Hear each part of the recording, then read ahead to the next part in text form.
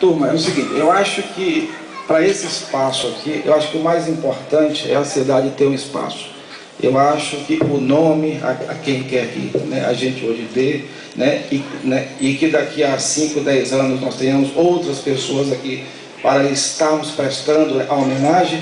O importante é que a Prefeitura e a Secretaria está favorecendo, né, a classe artística local. Isso é que é importante. É uma cidade que está crescendo, que merece crescer, que merece espaço. Né? Eu estava até pouco tempo ali embaixo conversando com as meninas,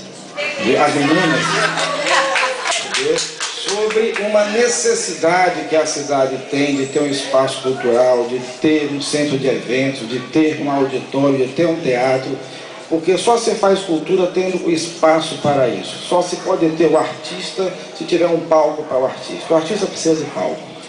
Então eu queria aqui, na verdade, também homenagear a todos vocês que estão partilhando com essa ideia, né? E também, falando aqui do velho, ele está super contente com essa homenagem, ele gostaria de estar aqui, só não está aqui por problemas pessoais que alguns aqui sabem, né?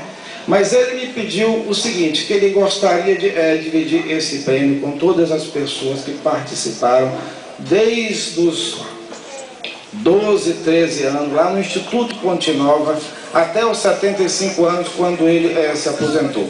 Ele teria uma lista imensa de pessoas que ele guarda dentro do coração, e vocês sabem disso.